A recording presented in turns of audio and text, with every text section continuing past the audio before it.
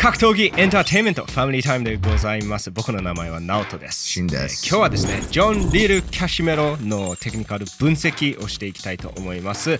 皆さんご存知の通り、キャシメロはギェルモ・リゴンドというキューバ人、エルダー・ヴァンパイアと戦う予定でございます。8月14日 WBO 世界タイトルマッチ。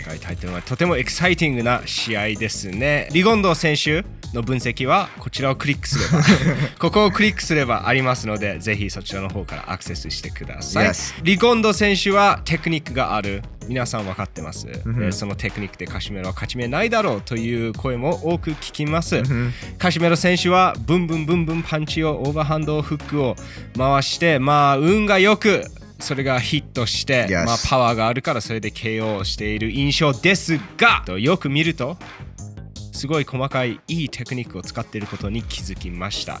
僕じゃなくてシンが気づきました。今日も僕まだ見てないんですよ、分析を。だから生リアクションで、楽しんでいきたいと思います。撮影前にシンが僕に言いました。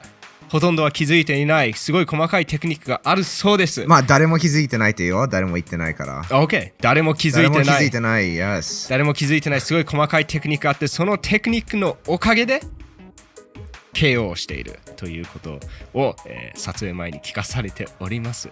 なので僕も本当に楽しみです。シン、分析よろしくお願いします。Yes。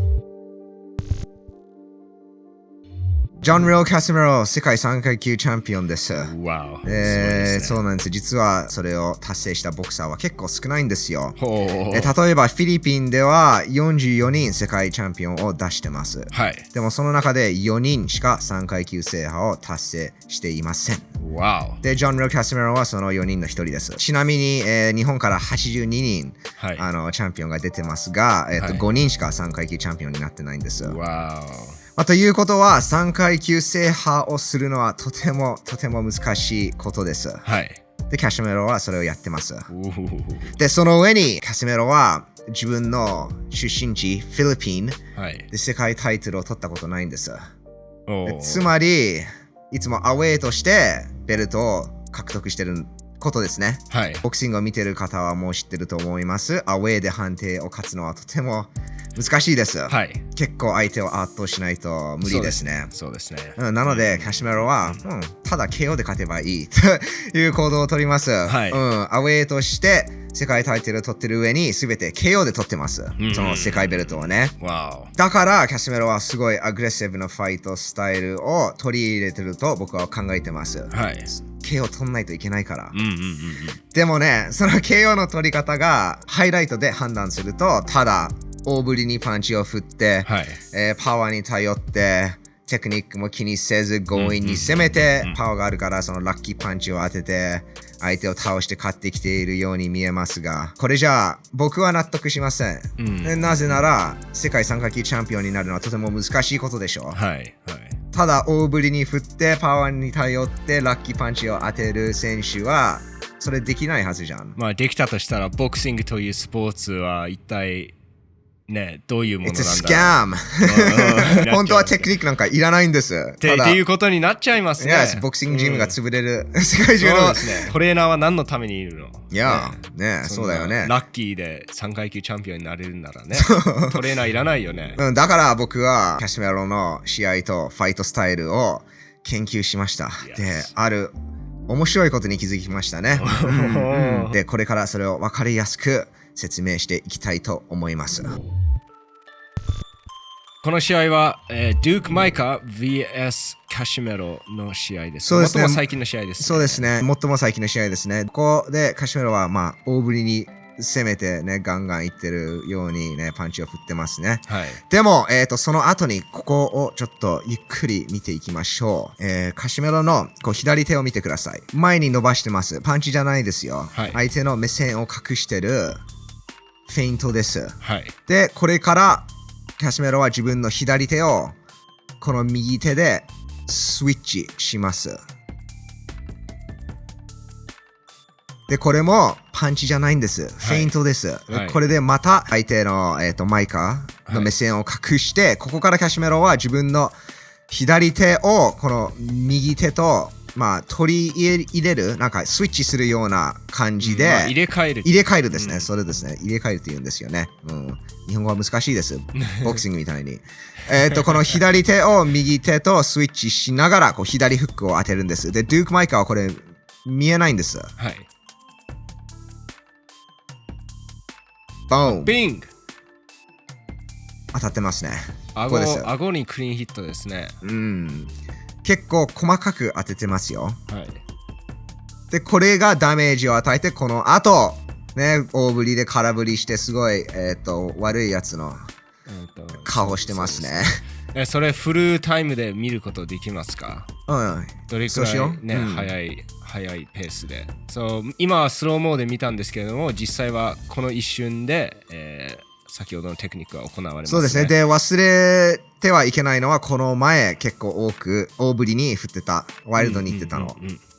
で、それでポンポンパッ。で、その大振りが目立つよね。そうですね。最後の外れてるんだけど。でも倒したパンチはちっちゃい左フックなんです。で、ここでダウンを取って、カシメロはカシメロなので、相手を倒しに行きますね。で、ここからまたワイルドになるんです。ただ、そのワイルドに振る前にカシメロは、ここで、確か、左アッパーと右アッパーをこっそり入れるんですよ。ここですね。左アッパーですね。ね、ガードの中に入ってます。結構細かく打ってますよ。で、右アッパーも。ね。これはちょっと外れますけどね。ちょっとグランシングしてますね。でも当たってるよ。で、ここから大振りにまた戻ります。ワイルドに振りますね。左、右、ドゥーク・マイカー前に押します。パワーを殺すために。そう、でもまだ振っていきますが、またちっちゃいパンチに戻るんですよ、カシメロ選手。ここですね。この左手を見てほしいです。ここを、ここからこっそりアッパーを入れますね。バーン。クリーンヒットです。全然大振りとも言えないパンチですよ。でまた悪いやつ、キャラクターやるね。手応えあったんでしょうね、今のアッパーで。カラテキッドポーズ取ってますね。そうですね。ここからクレーンキックが出そうですね。でもまたアッパー打つんですよ。またワイルドに多分行くと思います。ナイスショットですね。でも、そのワイルドに打つ中でちっちゃいパンチ入れますよ。このアッパーみたいに。今の見ましたか？ちょっと巻き戻しましょうか。またこのジャブのフェイントを入れてから、返して、左アッパーをこっそり入れてますね。でも多分、ここまたワイルドに振るよ。行くけど、またちっちゃいパンチを入れます。今のも、絶対気づいてないと思うんですけども、ちょっと見づらいところなんですけど、また左アッパーを効かせてますね。ちょっと近寄ってホールディングになって、ドゥーク・マイカーが。ここですね。で、これが効くんですよ。ドゥーク・マイカーの、足を見ればわかると思います。効きましたね。多分また、ワイルドに行くんですよ。ビッグパンチ、ビッグパンチもらいます。まあ、大きいよね。でも、そのアッパーも、ね、ちゃんとこっそり入れますよね。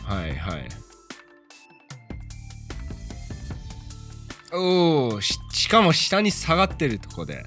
これも効くね。で、またそういうの出すから。でも、そういうのもね、最終的にダメージを与えるのはちっちゃいパンチなんです。ここも、KOC なんですけど、左フックね。これ左フックを入れてます。で、確か、この後、左アッパーを効かせるのです。ここですね。右を打ってから、ここからこの左アッパーを小さく入れます。ボーン。で、これを確かもう一回やるんですよ。で、KO を取ると思います。攻めて、ダッキングして。ダッキングしますね。ここですね。左アッパーを決めてます。That's the KO. 相手止めます。大きいパンチの中でこういうちっちゃい細かいパンチをこっそり入れてるんですよ。はい、で結構相手もびっくりすると思います。だってカシメロのパンチ見えるぞっていうところで急にこういうちっちゃいのパンって入れるから、びっくりすると思います。で、見えないパンチが一番効くってボクシングで言われてるじゃん。うまいんですよ。マジシャンですよ。すごいマジシャンですよ。だっていいよ。いやもうマジックっていうのはこういう大きい動きでここ見てってやってこっそりここで何かやってうわーすごいマジックだっていうのが基本なので、確かにそうだね。マジックここ見てっていうところを見ちゃうと何が起きてるか分かんないので。でもね、カシメロただラッキーだった。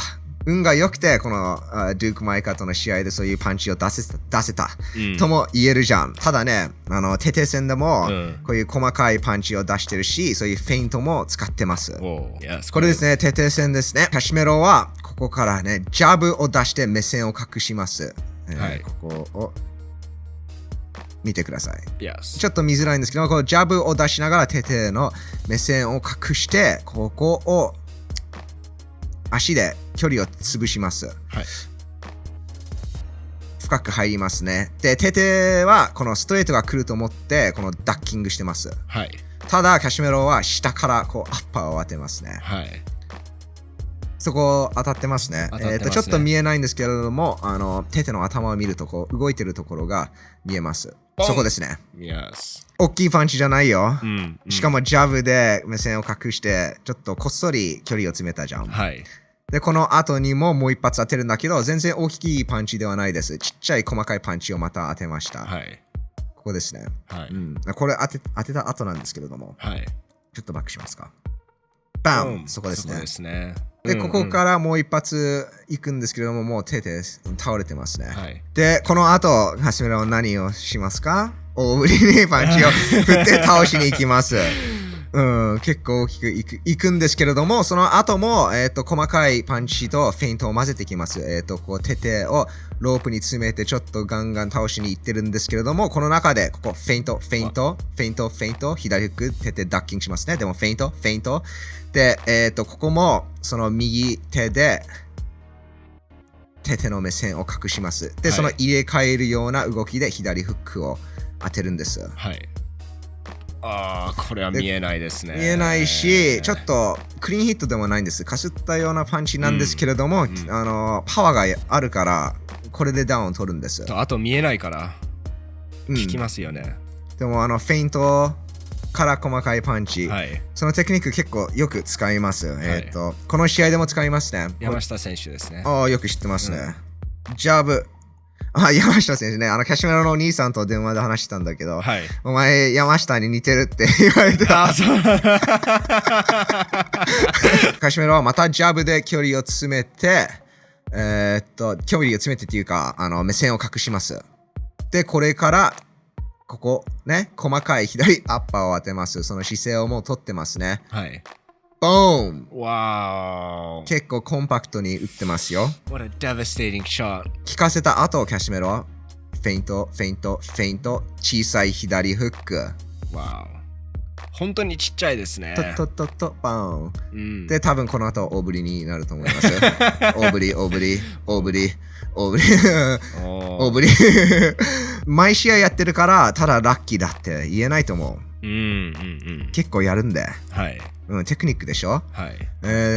ここもね、カシメロは、これチャーリー・エドワーズかな。ボディジャブを打って距離を詰めますね。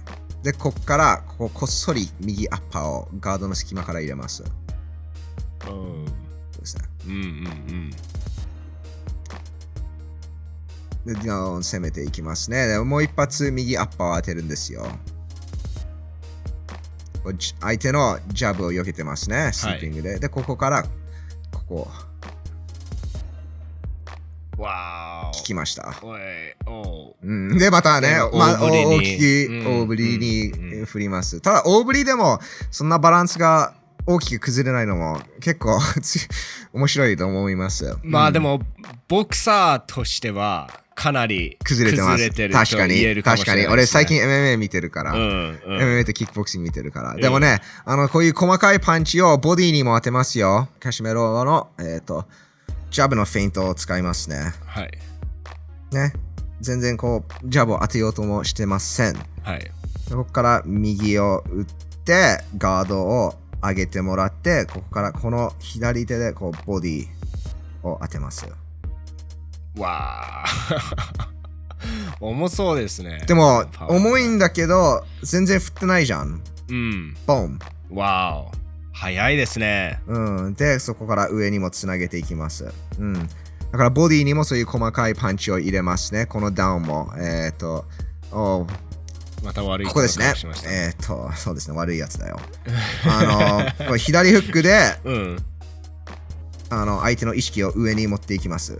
これ当てようとしてないよ。見て。で、この後、右アッパーのフェイントを出します。ね、これも全然なんか当てようともしてないです。はい、ただ、相手の意識を上に持っていって、このガードを上げさせて、この隙間。うん、これ美味しそうね。美味しそう。これをボーンと入れます。クリーンヒット。クリーンヒットですね。で、ダウンを取りますね。はい。